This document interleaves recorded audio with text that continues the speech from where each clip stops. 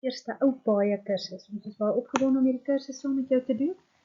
En dit is regtig die begeerte van ons hart dat die saadjie wat ons in jou lewe plant met hierdie kursus weelderig sal groei. Die kursus is gebaseer op Jeremia 6:16 wat sê: "So spreek die Here, staan op die weë en kyk en vra na die ou paaie wat tog die goeie weg is en wandel daarin en julle sal rus vind vir julle siel." Alright, so jy kan dadelik vir jouself vra, het ek rus vir my siel? Werk dinge in my lewe uit soos wat ek wil hê dit moet uitwerk? Of is daar iets wat my altyd jaag? Is daar iets wat my altyd hierdie gevoel in my diepste binneste wat ek onrustig is konstant?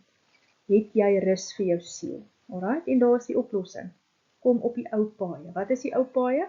In Suid-Afrika kan ons ou paaie maklik verstaan, want ons weet hoeveel slaggate vandag se paaie is. So in ons eie lewe was die ou paaie baie makliker geweest. Die Bybel praat hierso van die ou paaie, is die paaie wat God die Israeliete geleer het om op te wandel. So, ons sê glad onder geen omstandighede of op geen tydstip dat jy moet teruggaan en 'n Jood word nie, want jy is nie 'n Jood nie, jy is 'n Gentile, jy is 'n nie-Jood, maar God het tog met die journey wat die Jode op aarde gehad het, vir hulle baie spesifieke prinsipe geleer, wat hulle lewe baie makliker gemaak het. So ons wil terugkyk na die ou paaie en die prinsipe en die goedertjies wat hulle gedoen het om hulle lewe baie maklik werk. So kom ons kyk. Die ou paaie is universele beginsels wat die lewe laat werk. Dis soos wat gravitasie is 'n geestelike wet, is daar geestelike wette ook wat jy net kan onderhou wat die lewe sal laat werk. Alright, so dit is die hele prinsip agter die hele kursus. Dus kom terug op die ou paaie, sodat jy die geestelike wette kan toepas wat die lewe laat werk. So dit was reg van die begin af God se plan om elke familie op aarde te seën. Elke familie, en ons lees dit in die skrif, in Genesis 12, en die Here het aan Abraham gesê, gaan uit jou land en uit jou familie en uit jou vader se huis na die land wat ek jou sal wys, en ek sal jou 'n groot nasie maak, en jou seën en jou naam so groot maak dat jy 'n seën sal wees, en ek sal seën diegene wat jou seën, en hom vervloek wat jou vervloek. En in jou, Abraham, sal al die geslagte en die families, of die families van die aarde, geseën word. So dit is 'n onderwerp waarop ons so klein bietjie kan uitbrei. Julle sal onthou dat God vir Abraham gekies het as die begin van as die vader van ons geloof. Dit is waar die Bybel vir ons beginne vertel waar alles vandaan gekom het. Alright, so van Abraham af is Isak gebore. Julle sal onthou, hulle het vir lank nie kinders gehad nie, hy en Sara, en toe later op 'n baie hoë ouderdom, hulle was al oud geweest, toe is Isak gebore, en Isak en Rebekka het toe vir Jakob en Esau gehad, waar Jakob toe nou Esau se eersgeborene reg gesteel het, waaroor hy baie ontsteld was, waaroor ek later ietsie sal sê, want Esau het definitief besef wat die waarde was van die seun van sy pa as eersgeborene.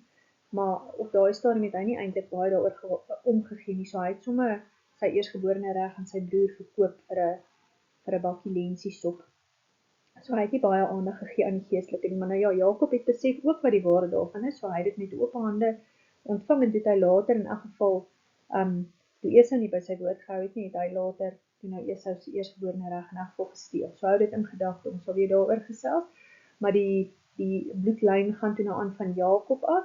Jakob het toe 'n klomp kinders gehad, hy het 12 seuns gehad, en sy 12 seuns word dan die 12 stamme van Israel. Sy 11de seun, en ook die eerste een wat hy by die vrou gehad het, waarvoor hy vreeslik lief was, en waarvoor hy so lank gewerk het, Rachel, was Josef gewees. Ander boeties was baie jaloers op Josef gewees, en hy is toe, hy na hulle by hulle gaan kuier het in die veld, het hulle vir hom in 'n put gegooi, en toe later toe kom Potifar hulle daar verby, toe verkoop hulle hom aan die Egiptenare. En ek dink nie Potifar self het daar aangekom nie, maar hy het hom aan die Egiptenare verkoop, waar hy toe nou later in Potifar se paleis opgeëindig het. En Potifar se vrou wil hom toe nou met hom rondvervoel en hy wou toe nou nie en so is hy in die tronk gegooi omdat sy toe nou vir haar man sê dat hy by haar aangeleed en later het hy uit die tronk uit, julle sal die storie onthou, het hy mos die bakker en die skinker se drome uitgelê en toe die skinker later vrygelaat is en die koning 'n droom gehad het wat niemand kon uitlê nie, toe hy uit die tronk uitgekom en die koning se drome uitgelê en die koning stel hom, die farao stel hom toe as tweede in bewind van die hele volk aan. So hy staan toe as tweede regerder in Egipte, die groot Egipte, en met die ongelooflike hongersnood wat daar toe is, wat hy voorspel het, kon hy toe later toe sy broers kom kos koop vir hulle kos gegee het en op die manier het hy toe nou ook weer sy broers na Egipte toe genooi, die hele familie wat toe nou gekom het om van hongersnood ontslae te raak was 70 man. So dis nou sy 11 boeties met hulle vrouens en kinders en sy ouers en hulle het in die Gosen deel van Egipte gaan bly. Dit is net so aan die kant van Egipte. Right, toe almal wat toe nou in daai generasies al mooi uitgesterf het en 'n nuwe farao in bewind is, toe besef hierdie farao maar die klomp Israeliete is besig om hulle ore aan te sit, want die klomp Israeliete is besig om te floreer en hulle gaan later dalk oorneem in Egipte, so hulle steek toe 'n stokkie voor dit en hulle sê die Israeliete moet van nou af slawe wees vir hulle. En dit is die manier hoe Egipte toe nou begin het om die Israeliete te onderdruk en hoe die Israeliete toe, ek dink vir oor die 400 jaar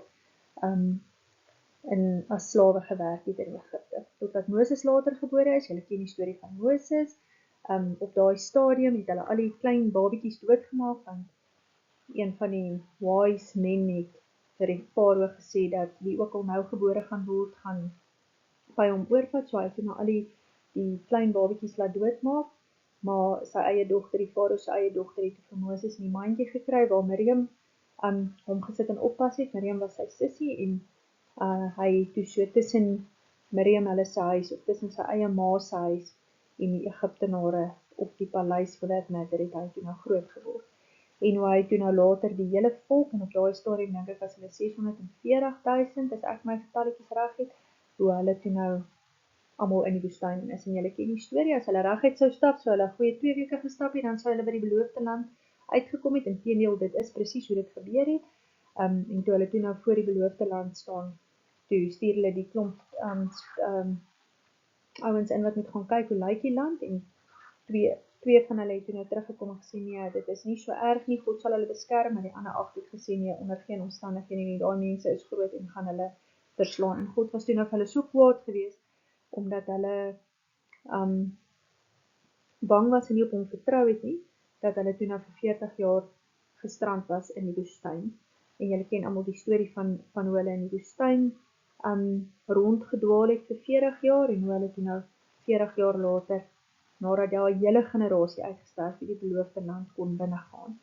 En hoe hulle toe nou, toe hulle die beloofde land binnegaan, moes hulle almal verslaan het, wat gebly het op die plekke waar hulle veronderstel was om te bly, totdat hulle almal toe elke ou op sy plekkie gekom het, en hulle toe nou so gebly. Toe is hulle nog steeds op daai stadium deur God regeer, en nie deur enige koning, soos die ander nasies nie, en dit het met hulle goed gegaan, totdat hulle dan nou maar hier en daar begin afgode weer dien het, en dan begin die ander volke hulle weer verslaan, en dan rig God 'n rigter op, en dit is nou soos hier by die boek van Rigters, 'n Gideon, of 'n Samson, of iemand, en onthou die priesters het in daai tyd ook nog 'n groot rol gespeel, hulle te gaai, en dan rig God 'n rigter op, en dan gaan dit weer goed, dan verslaan die rigter als en almal om hulle wat hulle vyand was, en dan gaan dit weer 'n ruk lank met hulle baie goed, en toe op 'n stadium toe besluit hulle maar hulle wil 'n koning hê. En God sê maar hy wil nie vir hulle koning gee nie, want hulle gaan die koning taxes en goed moet betaal, en hy wil hulle koning wees, maar hulle is adamant, die ander stamme en volk het konings, hulle wil ook 'n koning hê. En so het God dit nou vir hulle bewerkstellig, en hy het vir Saul as koning oor hulle aangestel. En dit het goed gegaan vir 'n tyd lank, totdat Saul ook nie aan God gehoorsaam was en vir God geluister het nie, en toe het Dawid by Saul oorgevat. Nou is ons weer terug in die lyn van waaruit Jesus gebore gaan word, né? So Dawid, kan julle onthou, sy seun was Salomo, Salomo het die tempel gebou, maar Salomo het ook baie afgode begine dien, en na Salomo het die ryk geskeur, en sy voorman, of een van sy voormanne, het was eintlik die voorman oor die bouwerk, het 10 van die stamme na sy kant toe gevat. Ons noem hulle Israel vandag, dit was die noordelike stam, en hulle naam het Israel gebly. Maar hulle het uit Jerusalem uitgetrek, so hulle het af na die suide toe getrek, en hulle het ook na die noorde toe getrek, en in Samaria gevestig, waar hulle dan ook afgods tempels gebou het, en afgode beginne dien het. Die suidelike stam, sy naam het verander na Juda toe, en dit het bestaan uit Juda en Benjamin, en 'n klomp van die Lewiete, want die Lewiete moes by die tempel bly, hulle het tempeldiens en tempelorde beman mos, en dit het later jare is Israel in ballingskap uitgevat na Assirië toe en bykans verwoes, en 'n paar 100 jaar later is die suidelike stam Juda ook uitgevat in ballingskap na Babel toe, of na Babylon toe, onder koning Nebukadneser, met baie sterk profesie, dat hulle vir 70 jaar daar gaan wees, en dan sal gaan terugkom. So 70 jaar later, Daniël wat die skrifte baie goed geken en gebestudeer het, kon hy na koning Kores toe gegaan het, en koning Kores gesê, kyk hierso, my Bybelboek profeteer al 200-300 jaar terug, dat wanneer jy gaan oorvat, gaan ons vrykom, en koning Kores het nie eers gestry nie, hy het hulle net laat teruggaan Jerusalem toe, waar hulle toe nou die tempel herbou het. Raai, toe is daar 'n goeie 400 jaar van stilte, en daarna is Jesus gebore. En ons is deur Jesus ingeënt in die Jode of in Abraham as legit kinders van God. So as die skrif sê, in jou sal al die geslagte of families van die aarde geseën word, dan moet jy die hele storie van die Bybel deurvat om te besef waar jy vandaan kom. So ons is definitief deel van die skrif van Genesis 12. In jou Abraham sal al die geslagte en die families van die aarde geseën word, en ons is deel daarvan. Deur hierdie hele storielyn, en waar Jesus dan nou gebore word, en waar jy dan nou Jesus kies as jou koning en vader en regeerder. So op hierdie selfde noot, waar ek weet dat jy net baie seker maak dat jy vir Jesus al gekies het. Dit is ongelooflik belangrik dat jy 'n wedergebore Christen is. Hoe is 'n mens 'n wedergebore Christen? Deur geloof, so met ander woorde, jy ken die storie, jy weet dat Jesus vir jou aan die kruis gesterf het om te versoen vir jou sonde. Jy weet dat in die Ou Testament is daar bokkies geslag en hulle bloed is dan gestort as versoening vir sonde, en dan waar Jesus dan nou gekruisig is en waar sy bloed gevloei het om vir ons sondes te versoen as die ultimate lamb, as die een keer once-off versoening. So vir jou sondes is 100% betaal. Jy weet dit, maar dan moet jy dit ook kies. Jy kan nie net die storie ken en nie gekies het nie. So jy moet kies, jy moet vir die Here sê, Here, hier staan ek is 'n sondige mens, sal U my asseblief wit was met U bloed. Sal U asseblief my sondes vergewe. Ek glo die storie, ek besef U het aan 'n kruis gesterf om my sondes te vergewe. Sal U asseblief my sondes vergewe, en sal U asseblief die koning van my hart word. Sal U in my hart intrek, en jy moet onthou op daai noot, wanneer God jou dan regeer, wanneer hy jou koning en jou vader word, dan is daar 'n hele nuwe stel reëls waaronder jy moet staan. En dit is ook niks om oor bekommerd te wees nie, want glo my, wanneer Jesus regtig in jou hart intree, dan wil jy sy reëls nakom. So dis nie 'n ding van moet ek, of dit gaan 'n las op my wees nie. 'n Mens is ongelooflik lief vir die Here, en as hy eers jou hart geraak het, dan is dit 'n ding wat effortless kom. So die oomblik wat jy dit gedoen het, dan word jy deel van hierdie familie wat die seën gaan ontvang. Goed, kom ons beweeg aan. Kom ons sê van mekaar, as dit van die begin af God se plan was om te seën, dan kan ons weet dat Satan 'n teenoorgestelde plan sal hê. Alright, so as God wil seën, dan sal Satan outomaties wil vervloek, want dit is hoe hy werk. Okay, so om te seën beteken letterlik, as jy in die Woordeboek kyk, om voor iemand te kniel. Dit kom dus uit 'n houding van nederigheid. Okay, om iemand te seën beteken geestelik, daai woord is verkeerd, dit moet nie figuurlik wees nie, dit beteken geestelik, om iemand te bemagtig, om te floreer. Okay. So 'n seëning is wanneer God mense gebruik om sy boodskap van identiteit, ons gaan nou oor identiteit praat, wat is jou identiteit? en roeping, wat is jou doel op aarde, in die hart van 'n ander persoon te plant. So God gebruik my en jou om sy boodskap van identiteit, wie is jy, en roeping, waarheen is jy op pad, in die hart van 'n ander persoon te plant.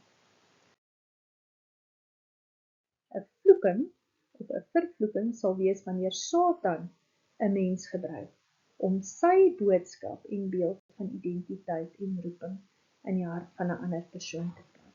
Ek gaan mooi uitbrei daaroor, dan gaan jy lekker verstaan. Okay, so 'n seëning, maak jou hart oop, as 'n vervloeking, maak harte toe. Okay, en kan God werk wanneer jou hart toe is? Nee, God het nodig om met jou te werk wanneer jou hart oop is. So God se boodskap sal wees 'n boodskap van liefde, 'n boodskap van waarde, 'n boodskap van respek, 'n boodskap van doel. Waarheen is jy op pad? Hoekom is jy op aarde? Satan se boodskap sal wees, dit maak jou skaam, dit laat jou sleg voel oor jouself. 'n tekort aan liefde, geen waarde en geen doel. Eintlik steel jy net suurstof hier op aarde. Raai, die groot vraag, en ek gaan terugkom na hierdie antwoord toe. Hoe korrigeer ons enige persone, ons kinders veral, se gedrag sonder om identiteit te verwoes?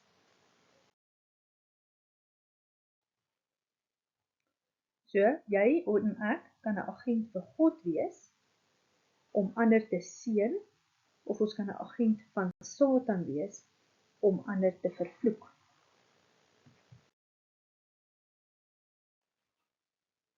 So God se boodskap sal sê, ek is vir jou lief, jy is vir my kosbaar en waardevol en my tyd en energie werd.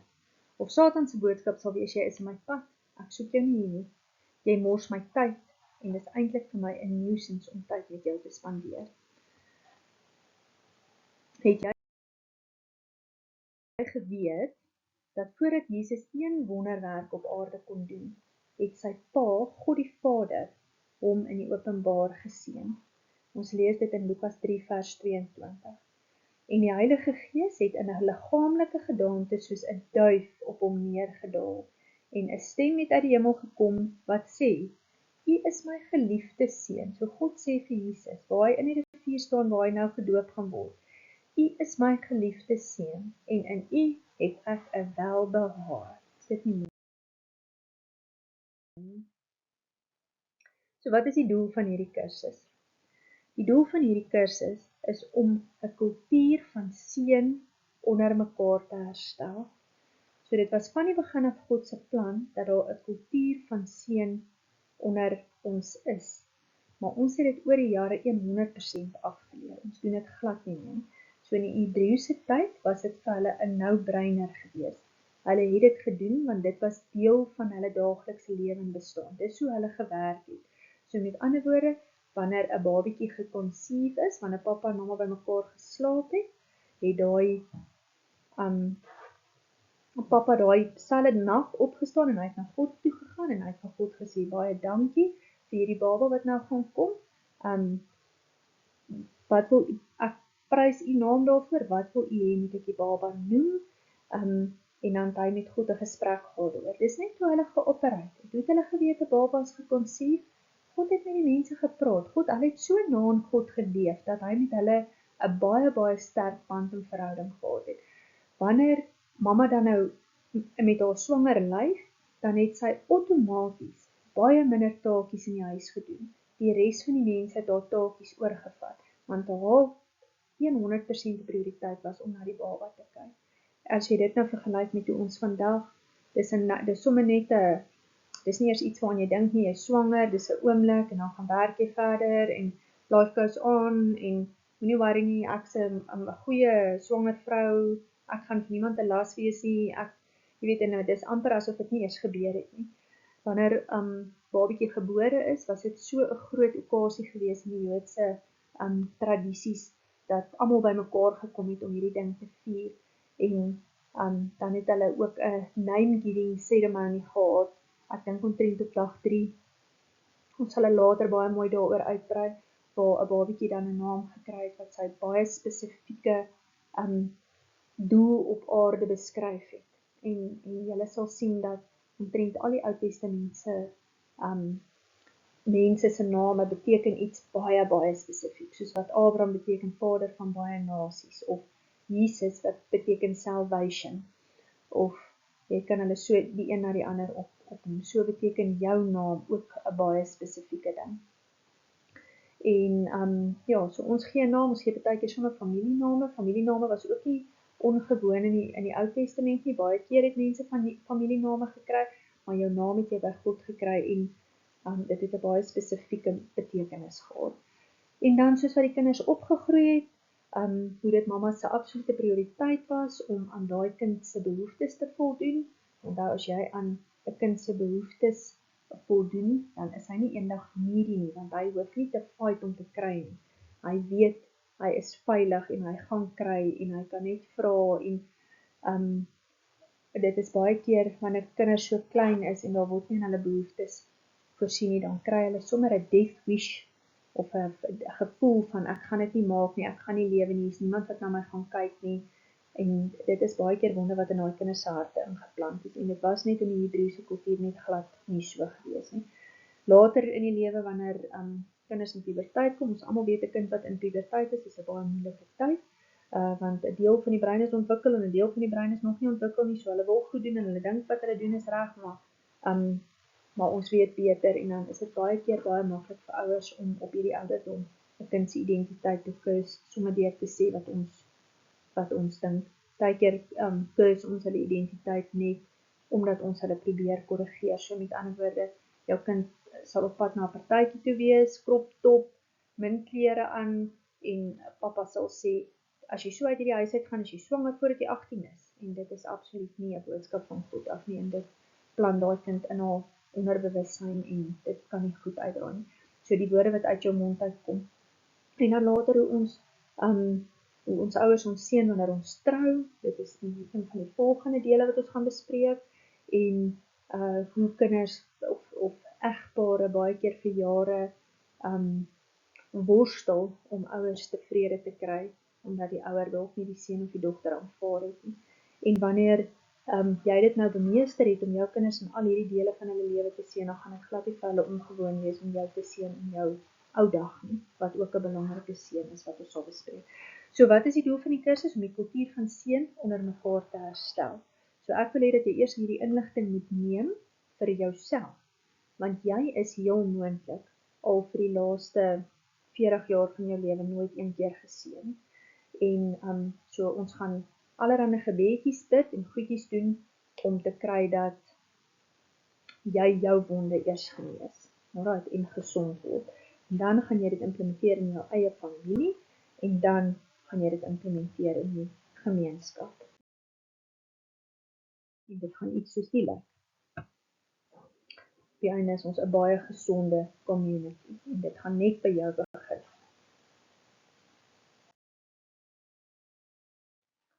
Alright, so sodra jy die boodskap as 'n seun of 'n dogter kan hoor, sal jy 'n agent van God kan wees om jou eie kinders en mense om jou te kan seën in hulle identiteit en roeping.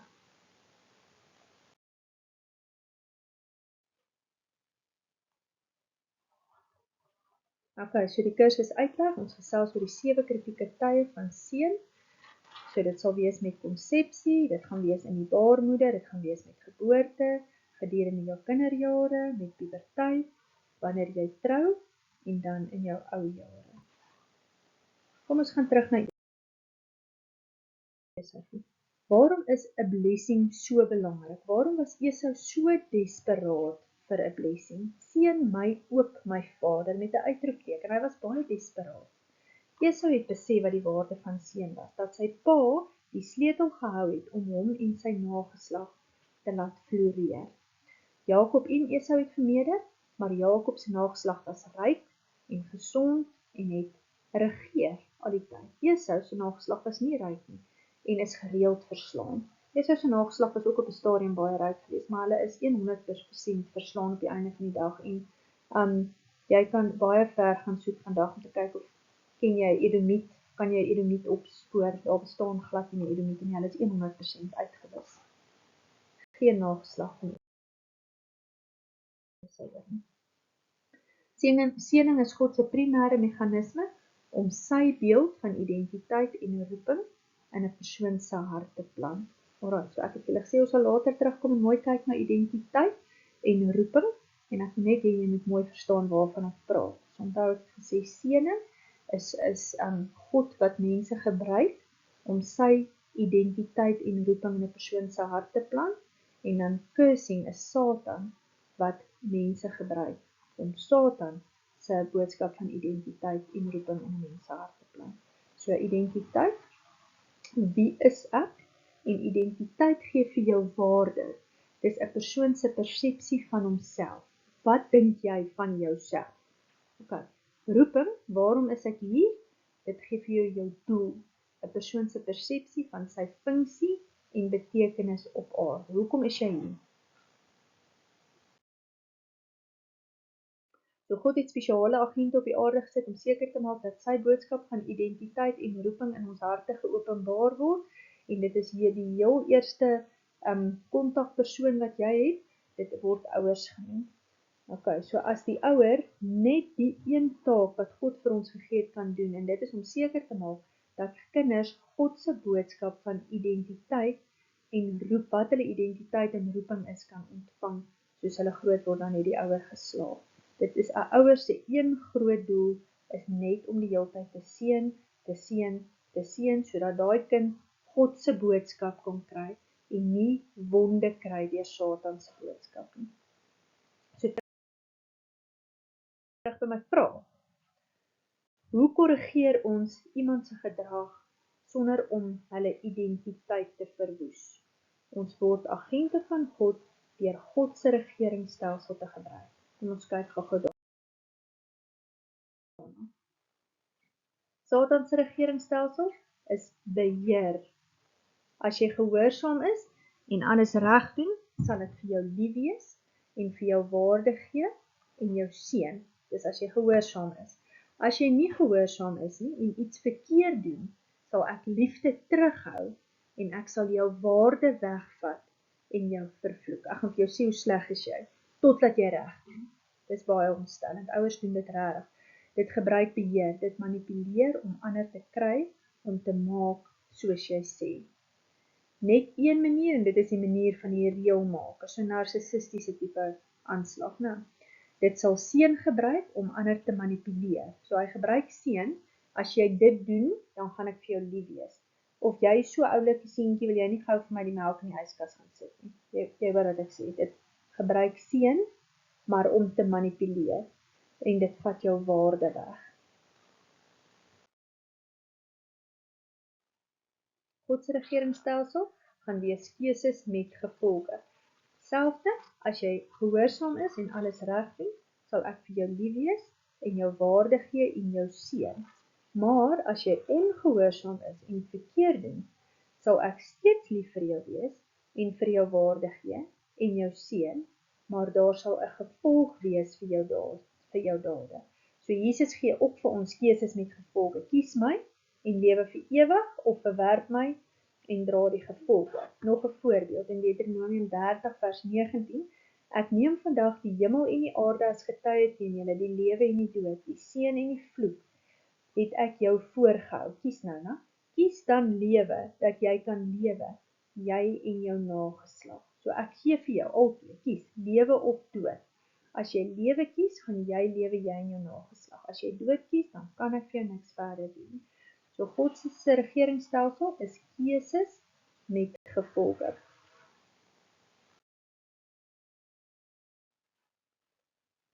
So kom ons kyk gou. God se boodskap van identiteit. Identiteit is jou waarde, wie jy is, né?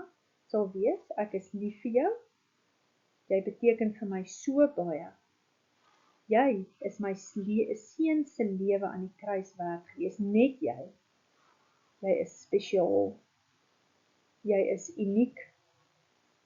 Jou ouers het jou dalk nie verwag nie, maar ek het. Jy is op presies die regte tyd gebore. Wat sou Satan gesê het? Daar's definitief iets fout met jou. Jy hoort nie hier nie. Jy is dom en lelik. Jou geboorte was 'n fout. Jy is die verkeerde geslag. Kom ons kyk. As ons sou praat van jou roeping of jou destiny, né? God se boodskap sal wees, jy hoort hier. Ek het jou uniek gemaak vir hierdie tyd. Daar's niemand op aarde wat jou werkie vir jou kan doen nie. Jy het 'n doel op aarde wat niemand anders kan vervul nie. Ek sal altyd by jou wees en jou help. Ek het in jou ingeplan dit wat jy nodig het om hierdie journey te kan loop. Jy kan verwag om sukses te behaal. Satan sou eerder gesê het, jy hoort nie hier nie. Jy pas nie in nie. Daar is geen toekoms vir jou nie. Jy is 'n suurstofdief. Nou wil ek vir julle gou verduidelik, né? 1 Tessalonisense 5 vers 23. En mag hy, die God van die vrede, julle volkome heilig maak, en mag julle gees, siel en liggaam geheel en al onberispelik bewaar word by die wederkoms van ons Here Jesus Christus. So Jesus self, Petrus praat hier met Tessalonisense, Tessalonika. Dan praat hy van hulle gees, hulle siel en hulle liggaam. So ek wil net hê met hierdie vers moet jy besef, dat jy bestaan uit 'n gees, jy bestaan uit 'n siel, en jy bestaan uit 'n liggaam. So jou gees is letterlik die asem wat God uit homself uit in jou ingeblaas het, wat jou lewendig maak. Dit is die deel wat geen enkele iemand nog in 'n lab kon gereproduce het nie, want dit kom reguit van God af. Jou siel is dit hoe jy opgegroei het. So my voorbeeld wat ek net vir jou daar wil gee, is sê nou maar jy het groot geword in 'n moslemhuis. Dan sou jy waarskynlik nie Christendom so maklik aangaan het soos wat jy nou doen. Sê nou maar, ons wat groot geword het in 'n Christenhuis, sal byvoorbeeld dalk nou nie die moslimse geloof so maklik kan aanhang nie, want ons word gevorm deur die manier, deur die huishouding waarin jy opgroei, deur jou, die manier hoe jy of geseën word of gekus word, die goedjies wat in jou lewe oor jou pad kom, dit vorm jou, persoonlikheid. So jou siel is jou wil en jou emosies en jou persoonlikheid. Dit is jou siel, né? En onthou, ons wil rus hê vir ons siel, want dan werk dinge. Nou in jou liggaam is dit wat ons aan kan vat, dit wat ek as 'n fisioterapeut vry. Partykeer word ons siek in die lyf, en dit het ook maar baie keer te doen met geeswonde en sielwonde, en dan, ek wil amper sê, surface dit in jou liggaam. Okay, so besef, ons bestaan uit gees, ons bestaan uit siel, en ons bestaan uit liggaam. Ons lees in Johannes 4 vers 24, God is gees, met 'n hoofletter, Heilige Gees ook, né? En die wat hom aanbid, moet hom in gees met 'n klein letter aanbid. Wat is gees met 'n klein letter? Is gees met 'n klein letter jou gees? Ons praat van gees, siel en liggaam. So is dit jou gees, dit wat Jesus in jou ingeblaas het, dit wat God in jou ingeblaas het. Dit is inderdaad, ja. So God is gees en die wat hom aanbid, moet hom aanbid in gees. Maar ons moet nie vergeet nie, ons moet altyd 'n vers klaar lees. So daar staan gees en waarheid. Wat is waarheid? Waarheid is soos gravitasie. Dis nou daai goed wat in die Bybel staan, dit is wat dit is. God sê jy moet dit so doen, as jy dit nie so doen nie, dan gaan dit nie vir jou uitwerk nie. So ek wil amper vir jou sê, waarheid is die voorskrifte vanuit die Bybel. So hoe gaan jy weet wat waarheid is as jy nooit in jou lewe jou Bybel oopmaak nie? God sê ook in sy skrif, my volk gaan ten gronde weens 'n gebrek aan kennis. So as jy nie die Bybel bestudeer en weet wat in die Bybel staan, en ek wil sê God se karakter, God leer ken deur die Bybel en uit die Bybel, dan gaan jy nooit weet wat die waarheid is nie. En jy sal dit ook nie glo nie, maar elke liewe scenario wat nog ooit oor jou pad gekom het, word beantwoord in die Bybel. Dit is ongelooflik belangrik om waarheid te kan koppel aan enige ding wat jy doen. Jy kan die mooiste gebed bid, Here kan ek dit, Here kan ek dat. Die Here, dis nou gees, né? Wanneer ons bid, wanneer ons aanbid, maar niks van dit kan werk as die gees, as die waarheid gedeelte nie in stand gehou word nie. Want jy kan baie maklik dan teen die waarheid inbid, en God kan dit nie Hy kan dit nie eer nie. Hy gaan vir jou luister as jy met hom kommunikeer in gees, wanneer jou waarheid in plek is. Okay, en jy kan dit deurtrek na baie goed. Jy kan dit byvoorbeeld deurtrek na jou finansies toe. As jou finansies reg hanteer word, as jy jou finansies aanwend, vir God se koninkryk, soos wat sy voorskrifte is in die Bybel, dan is jy besig om waarheid na te kom. So sê nou maar jy gee jou 10de, jy offer soos wat God vir jou sê om te offer, jy het nie verskriklik baie skuld nie, of jy verstaan die konsep van skuld, jy skuld ander mense nie geld nie, jy budget, jy bestuur geld op aarde, soos wat, asof jy dit vir God bestuur. So jy het nou die waarheid, jy besef, dis hoe God wil hê ek moet my finansies hanteer. En jy bid dan vir God vir voorsiening in een of ander veld, dan sal God vir jou baie makliker kan voorsien, want jy staan in waarheid. Okay, so dis 'n verskriklike belangrike versie. God is gees en die wat hom moet aanbid, die wat hom aanbid, moet hom in gees en in waarheid aanbid. Okay. So kom ons kyk gou, hierdie gaan vir julle verduidelik, is 'n fisiologie les. Hierdie is die breingolwe in die mens se brein, ons kan dit met 'n EEG toets, fisiologie, nie Bybel nie, né? Okay, so jou delta breingolwe reguleer jou slaap en veral jou diep slaap. Jou beta breingolwe is hoe ons met die buitewêreld kommunikeer. Okay, so dis deur jou sintuie. So julle sien my soos wat ek hier voor julle gestaan het, julle hoor my, julle kan voel, julle hou julle penne vas, julle kan voel, jy dalk 'n koppie koffie voor jou, jy kan proe, jy kan vat jou pen, voel en vat seker dieselfde wat sien mis ek dan. Jou theta breingolwe is jou gedagtes van die geestesrealm. Okay, so dis die grens tussen jou bewuste en jou onbewuste. Okay, so theta breingolwe is breingolwe wat by ons almal nie vreeslik maklik goed ontwikkel is nie. Dit is byvoorbeeld spesifiek baie goed ontwikkel by die sangomas, want hulle maak mos daai drumrolls, dan gaan hulle in die geestesrealm in, en dan gaan kry hulle letterlik by die demone of die sataniese realm, gaan kry hulle boeties waarmee hulle dan hulle mense dokter, en dit is regtig nie eers 'n storie nie, dit is sien en so. So hulle kan hulle theta breingolwe, daai sangomas, theta breingolwe is baie goed ontwikkel. Net so wil God ook hê ons theta breingolwe moet goed ontwikkel wees, want hy wil hê ons moet met hom 'n verhouding hê, en hy wil hê ons moet die hele tyd met hom kan kommunikeer. Moet ek vandag die rooi baadjie aantrek, of moet ek vandag die blou baadjie aantrek? Hoekom wonder ek vanoggend daaroor? Gister het dit outomaties gewerk. Here, wat wil u vir my iets sê? Trek die blou baadjie aan asseblief. Okay, trek die blou baadjie aan, kom in die restaurant, daar kom iemand ingestap, en later toe die persoon uitstap, sê hy vir jou, weet jy wat, ek het vanoggend gebid, en vir God gevra 'n vraag, en hy het vir my gesê, as jy by die restaurant instap, en daar sit iemand met 'n blou baadjie, is dit jou antwoord. Sien jy hoe God kan werk? Ek weet ek vat 'n simpel voorbeeld, maar dis hoe God met jou kan werk, in 'n klein dingetjie, soos wat om aan te trek, kan God met jou werk, as hy dit op jou hart gelê het daardie oggend. God se primêre begeerte in sy hart is om met jou 'n verhouding te hê. Hy wil hê jy moet met hom kommunikeer. Van jou alfa breingolwe integreer jou, ek wil net sê die gamma breingolwe is vir konsentrasie, maar jou alfa breingolwe integreer jou beta en jou theta breingolwe, so hulle is ook belangrik. So kom ons kyk gou mooi. Ons gaan nie nou oor die delta golwe praat nie, ons gaan ook nie nou oor die gamma golwe praat nie, alhoewel ek hoop jy konsentreer. En dan die beta golwe, hoor nou mooi, is 'n koneksie tussen jou siel en jou lyf. So dit is jou wil, jou emosies, jou persoonlikheid en jou lyf. Waar as jou theta breingolwe is 'n koneksie tussen jou siel en jou gees. So met ander woorde, hoe jou persoonlikheid kommunikeer met God. En dan jou alfa breingolwe gaan die twee integreer.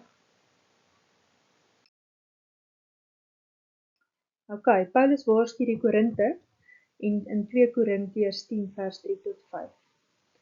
Want hoewel ons in die vlees wandel, voer ons die stryd nie volgens die vlees nie, want die wapens van ons stryd is nie vleeslik nie, maar kragtig deur God om vestings neer te werp, terwyl ons planne verbreek en elke skans wat opgewerp word teen die kennis van God, alles wat in jou brein inkom om God teen te werk, elke gedagte gevangene neem tot gehoorsaamheid aan God. So ek wil hê jy moet besef, dat die stryd is nie teen vlees en bloed nie. Die gedagte wat in jou kop inkom, kan van Satan af wees, as daai breingolf inkom van die geesteswêreld af, wat sê, ja, weet nie of kan ek vanoggend hierdie broek aantrek, want hy laat my vet lyk. En jy kan vir jouself sê, is hierdie gedagte nou van God gewees, of was dit van Satan? Nou, want jy weet wat in die Bybel staan, jy weet God het jou uniek gemaak, jy weet God wil jou gebruik net soos wat jy is, jy weet jou lyf is perfek, want dit is gemaak in die image van God, en nou gaan jy uit jou huis, uit jou kamer uit, jy het nou maar aangetrek wat jy dink, en jy stap in die kombuis en jou man sê vir jou, jy wil seker net een eiertjie hier vanoggend, nou, en dadelik dink jy by jouself, hy dink ook ek's vet. En dan is daar net 3 eiers in die yskas, en julle is 3 mense, so sy intensie is 100% suiwer en goed, maar jy vat dit dadelik, want jy het nou al klaar vanoggend het Satan daai 'n saadjie in jou brein kom plant, en nou bevestig jou man dit net. En nou kom jy by die skool, en nou het jy jou sportklere by die huis vergeet, en nou sê jou maatjie vir jou, ja, ek het 'n ekstra stellie, maar jy het eintlik nog nooit in my klere gepas nie, ek staan nie reg dit. So haar intensie is goed, haar ma dalk gister met haar geraas, omdat haar klere so gerek word, of omdat sy die hele tyd haar klere uitdeel, maar jy vat dit vir 'n volgende keer, vat jy dit. So dit Satan is baie clever wat dit aanbetref. Nou, reinforce hy daai selfde saadjie wat hy in die oggend geplant het, deur ander mense te gebruik, om jou eintlik te kus, for that matter. Maar jy weet beter, so jy moet weet, om daai heel eerste gedagte uit jou kop uit te kry. Want dan sou Satan dit nie verder kon gebruik het nie. Ook in Efesiërs 6 vers 10 tot 12, eintlik my broers, word kragtig in die Here en in die krag van sy sterkte. Trek die volle wapenrusting van God aan, sodat jy staande kan bly teen die liste van die duiwel. En dan hierdie bekende vers, want ons worstelstryd is nie teen vlees en bloed nie, maar teen die owerhede, teen die magte, teen die wêreldheersers van die duisternis van hierdie uur, teen die bose magte in die lig.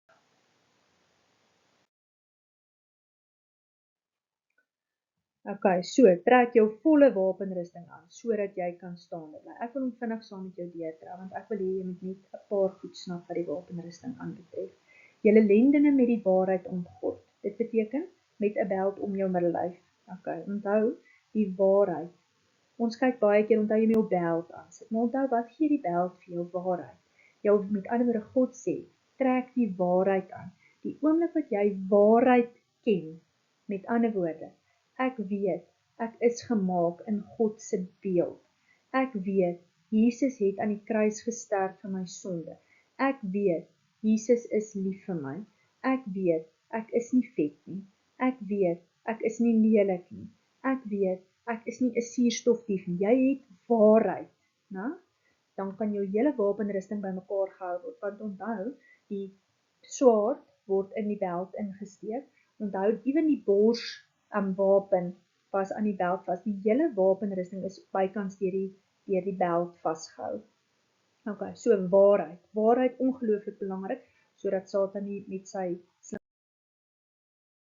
slinkse planne by jou kan uitkom nie. Die borswapen van geregtigheid. Jy kan nie bruikbaar vir God wees, as jy nie in right standing met God is nie.